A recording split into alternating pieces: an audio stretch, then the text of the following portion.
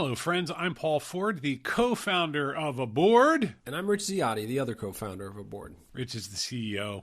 I'm the president. And welcome to our podcast. Aboard is a software platform. It tries to manage your data the best it can, and it tries to do it faster and more visually and nicer than anybody else. How'd that go, Rich? Good job. You might get a promotion one day to CEO. Co-CEO. Nothing worse than two CEOs. Just means you can't make a decision.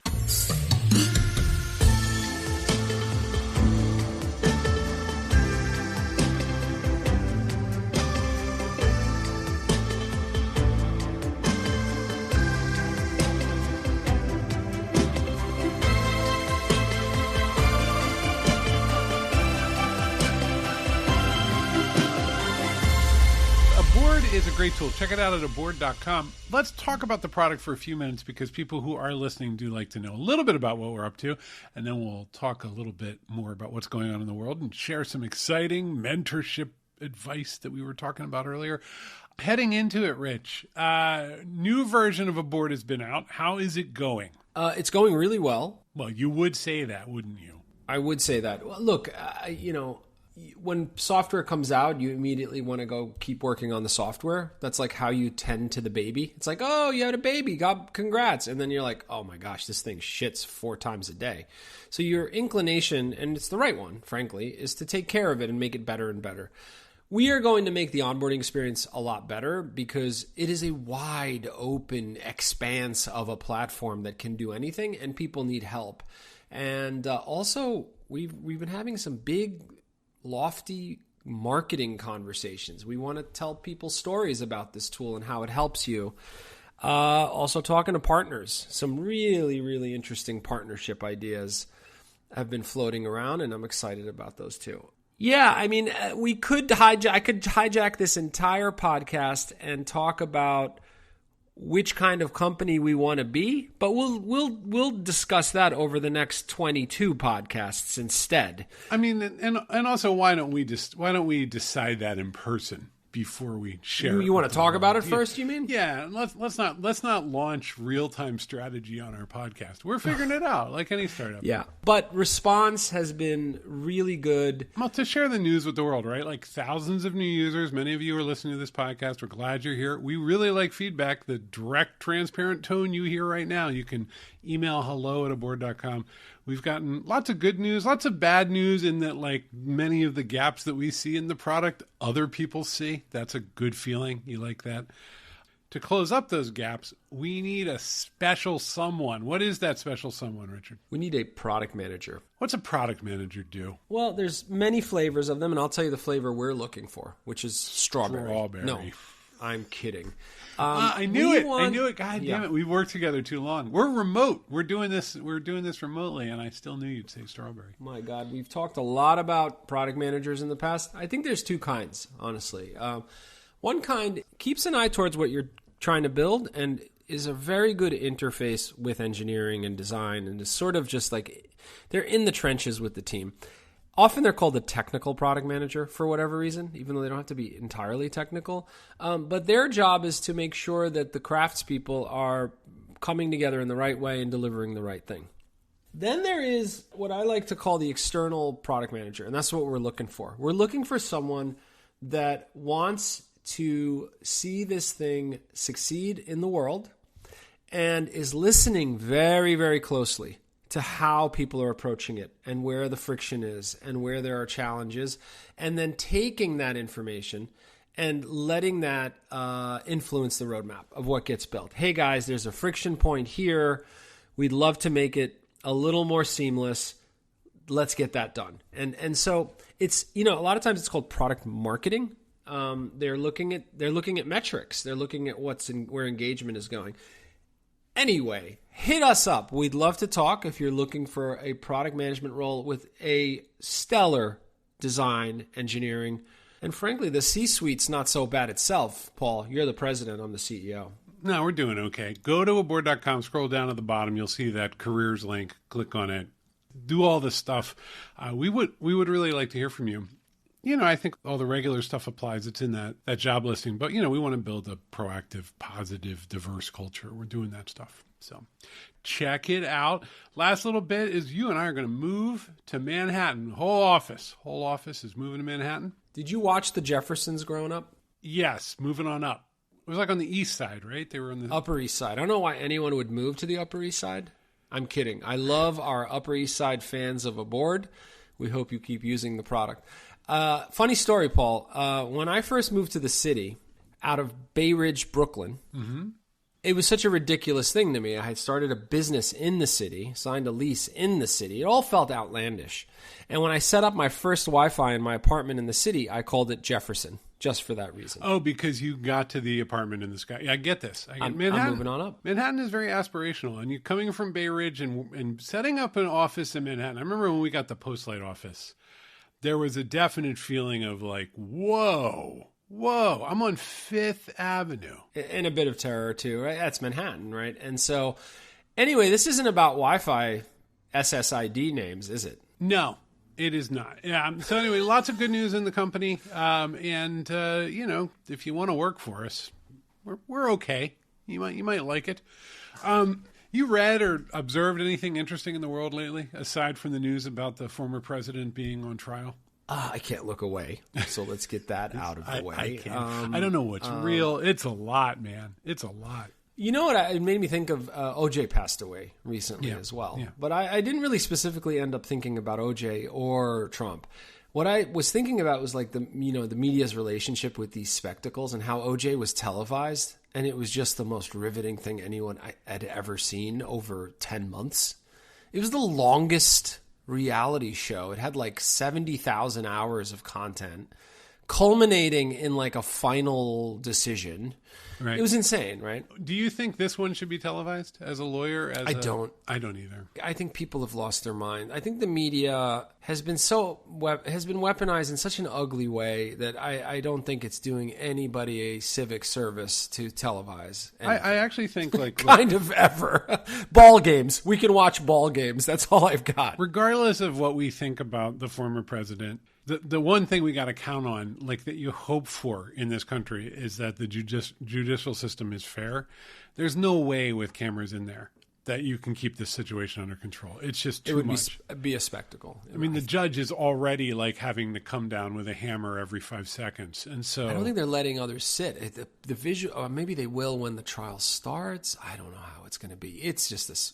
Even just still photos look insane. It looks AI. It's too much. Like AI generated. So yeah, I'm less signal and more information about how our judicial system works getting into the paper. That's a good thing. Yeah. So anyway, that's the world. The other thing also, there is a good profile of Jensen Huang of NVIDIA in Wired. Oh, I'd love to read that. He's fascinating. You should read I'll just tell you, there's a few things that really jump out. Like he is, the CEO of a big company. He can only say so much. But he's very funny about one thing, which he's like, no, it's just absolutely miserable. Like being an entrepreneur, like running this, if I could go back and see what was going to happen to me, if I knew that NVIDIA was going to take off like it did, like obviously I would jump in and I'm real lucky. But if I'd known what pain was going to come to me as the leader of this company, I wouldn't have done it. Yeah. And it's so the opposite of every other narcissistic CEO. Like, this is my domain. It's honest, right? Like, we've seen success, and there was tons of pain along the way. You know what? It's a nice. Clearly, this guy feels the personal pain because he's disrupted so many lives. Yeah, building this company. Also, you just wake up, you think it's going to be a normal day, and it's like urgent subject line, regulators coming. They're in the parking lot, right? Like it just doesn't stop, right? It's kind of never ending. I'm glad he said it. You know what do you get this moment where like Slack pings and you're like, for whatever reason, you just kind of feel it's bad news. It often isn't. Yeah. But now you're like, you get like the message on your, I get the message on my watch and it'll be like one thing, or like important, and I'm like, oh God, here we go. And it'll be like important. Try to remember that towel. Yeah. When you come over. You know what's the best is like you'll see the first part of it in a notification. Listen, I wasn't sure if this was the right time to say this, but ... click through to get the rest of the message. Yeah, and it's like it's a meme of Tweety Bird. Yeah. I'm glad he said it. I'll tell you why. There's this like goofy trend. I want to say something about X. I still go in. It's force of habit or whatever. But a lot of times you go into X and it's like, I made 1 million ARR in 6 months. Here's how, thread. I cannot stand these like quick back of the envelope sort of advice threads about how you can be independently wealthy. It's just the dumbest shit. What's his name? The CEO of NVIDIA? His counterpoint about pain is the most honest thing you're going to hear from a CEO. That's just how it goes. I also get the sense from this guy that, I mean, he wears the leather jacket. He's got the Steve Jobs syndrome. He is so excited to ship enormous GPUs that do better 3D and AI processing. Yeah. He's a nerd. Like, it is just, he's a nerd. He can't believe that he gets to ride this wave. And that is actually, like, I look at him and I'm like, he's probably the best we have right now in that kind of role in society. Well, until the scandal next year, where it turns out he was, I don't think he got a lot of scandal with this one. I but maybe. No. It's always a surprise. No, I'm being silly. X. So we've shit on X in the past. It's kind of a disaster. I think it's a shell of what it was.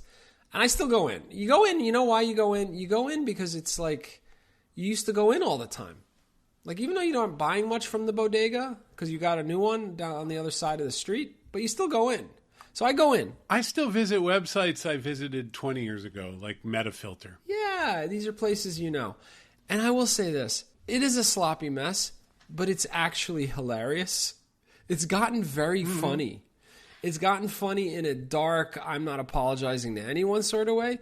But there's a lot of, like, if a meme is happening, if you go to X, the humor there, I think it's all that's left. By the way, I think satire and humor, it's all that's left. Nobody is giving a heartfelt story about their ordeal anymore.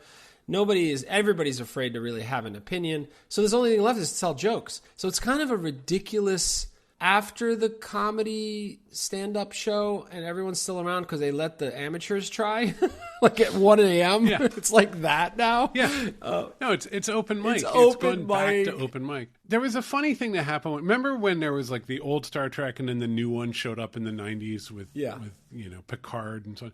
So the idea that was that there were the kind of the captain and the first lieutenant or number one, who was the Riker character, and that they sort of split the two parts of the William Shatner character from the first one. It was like this over here, Picard will be kind of like the stoic, serious leader, and the Jonathan Frakes Riker character will be the kind of louche goofball, like kind of like a little bit into the ladies and not as stoic. And then we'll have two instead of one. And I sort of feel that that's what's happening with the social networks, like all of the scolding and grumpy aspect and some of the fun and some of the technological nerdy parts have migrated over to Mastodon. Like that is just, it is exactly that part of the world.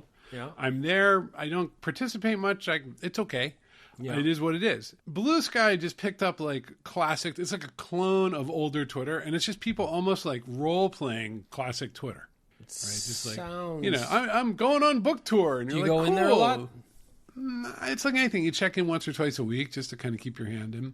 Yeah. Threads is brand Twitter with conversation. Like, I mean, it's still like, but it is like the brands are there. Yeah. Right? Yeah. And then Twitter much safer. Threads is like, this is a chill place. You're going to be fine here. Twitter is like 4 a.m. hangover Twitter now. Like, it's just like, Totally. it is just so I think they've all split off. They all have their own little roles, and it is very entertaining. It's circling the drain and it's fun to watch. Yes. Yeah. It's fun to watch. Anyway, you were going to talk about mentoring, Paul. Have you been mentoring lately? Actually, you and I got a call recently from someone with a startup, and I'll be very like broad about what they did because they asked a question, and it invoked, like, it rang such a bell in my head, and it's something we've never talked about, and I think it's a really interesting one, which is, and I just sort of wanted to bring it back to you. So, this person, let's say they make hats. They make a better system for hat making, right? Like render hats out of CAD files. You're okay. You're replacing the real names with fictional names. But go ahead. Yeah. Totally fictional, right? Let's say that's what's going on. Okay. And so they asked her, like, hey, wait a minute.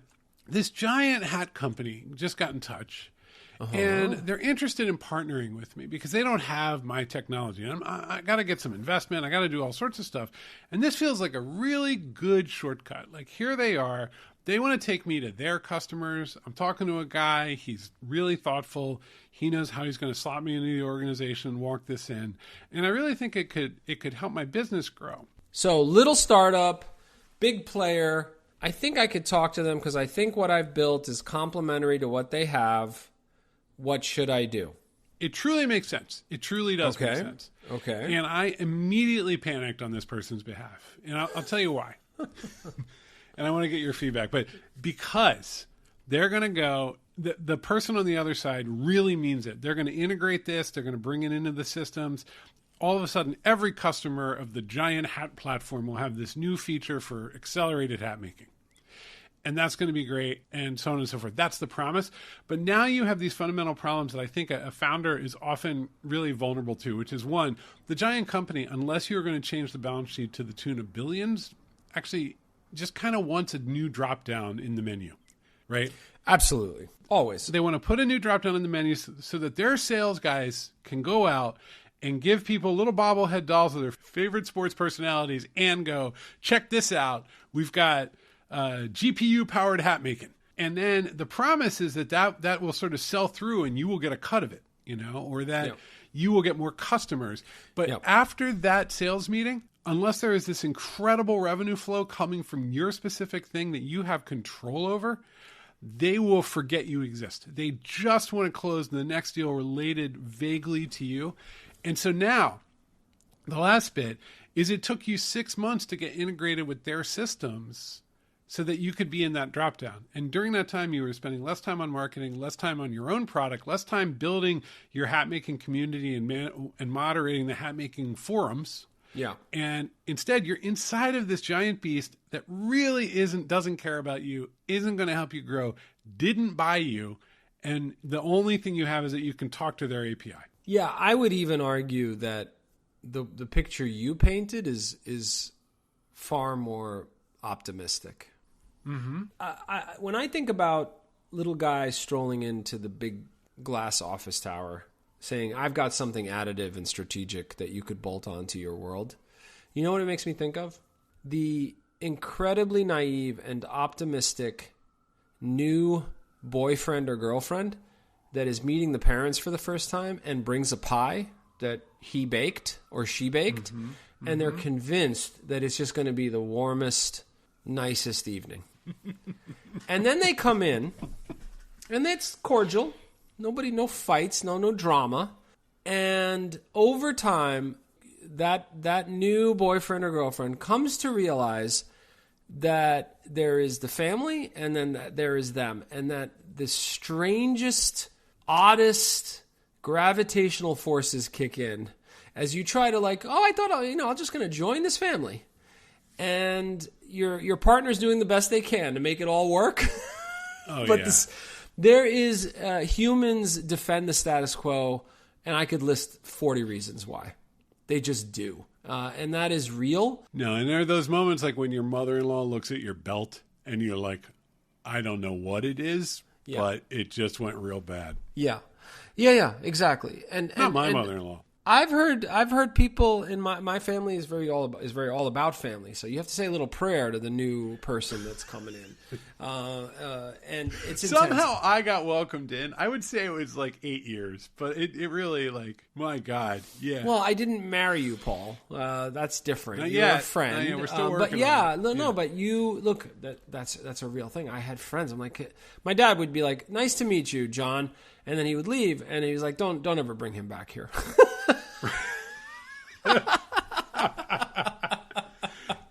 You know the actual secret to this, because you and I are real close. We're working together. Yeah. I'm spending all the time with your family because you're Lebanese, and that's what people do. But I'll tell you the secret to all of it, because now I really do feel like I come to Easter dinner. It's just our families are very connected. But the secret to all of it is that's your family. It's not mine. And I never played otherwise. It was just like, love you guys. You guys are great. And you're an insular unit. And every now and then you have crazy family stuff. And I just, it's not mine. I had a good friend of mine he was so close to us that he'd be around a lot. And he would watch fights. And he would just smile about the whole thing. He's like, well, this looks normal to me. And it was very actually comforting to see him not look at us like we were monsters and be like, oh, I have mine. It happens with mine, and you have yours, right? Anyway, we're going on a bit of a tangent, but the point is the same, which is when you walk into these places, power is so tangible, man. It's not called power, but you have nothing. That in-law, that girlfriend or boyfriend has no power in that setting. In fact, power asserts itself in such subtle ways. In organizations and companies, even if you have an advocate who's like, I want you to meet my boss. But then you go in the room and the boss brought 3 others and it's just not warm in that room, right? And that's power, right? Like that's them looking at you as something so much smaller than them. And it's hard. It's really hard to do. Can it happen? It can happen. You have to have your own gravitational pull to be respected. Good acquisitions are left alone. The only ones I can think of that are good after the fact are the ones that are left alone. Slack still functions. But that's acquisitions. This is even more dangerous. This is the partnership with the much, much smaller company. 100%. It's very tough to pull off. Very tough to pull off. Is it impossible? I wouldn't. Look, partnerships is something we seek.